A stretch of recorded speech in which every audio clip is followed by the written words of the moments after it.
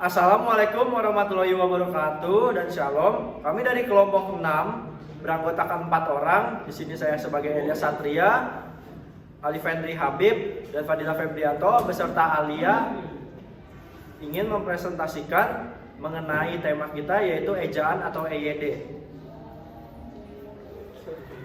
Latar belakang. Di dalam bahasa Indonesia, ejaan memiliki pengertian yang lebih luas, yaitu berhubungan dengan ragam bahasa tulis.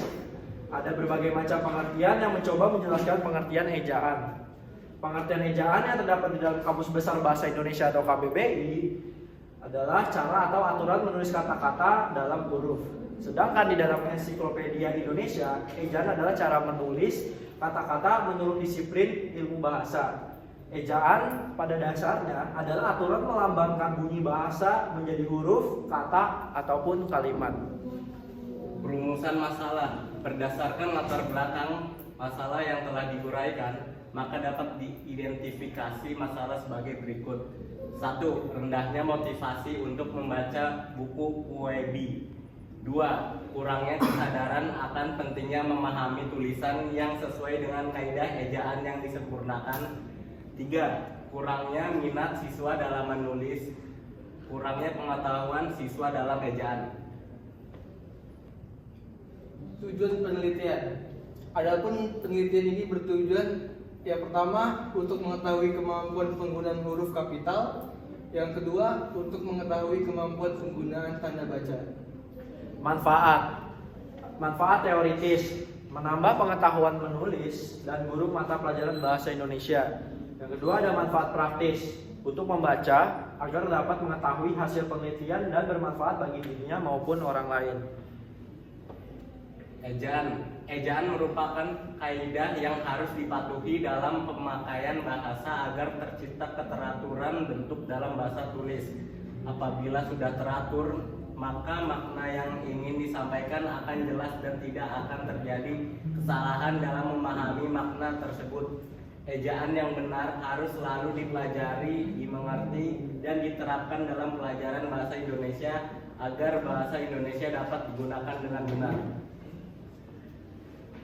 Fungsi EYD.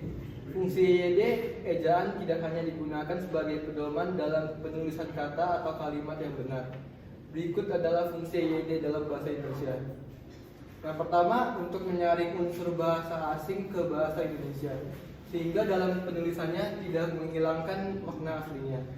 Yang kedua, penggunaan ejaan yang disempurnakan dapat membantu dalam memahami informasi lebih cepat dan mudah, karena penulisan bahasa yang lebih teratur. Yang terakhir, sebagai standar dalam membuat tata bahasa semakin baku dan menjadikan pemilihan kosakata dan istilah lebih baku. Contoh EYD ada 2, yaitu baik dan benar. Contohnya, Ramadan, benar, Ramadan. Apotik, apotek. Frustasi, frustrasi. Advokat, advokat. Kesimpulannya, berdasarkan temuan penelitian kesalahan penggunaan ejaan yang disempurnakan atau EYD, dapat disimpulkan bahwa adanya kesalahan pada pemakaian huruf, penulisan kata, dan pemakaian tanda baca. Kesalahan pemakaian huruf meliputi pemakaian huruf kapital dan huruf miring.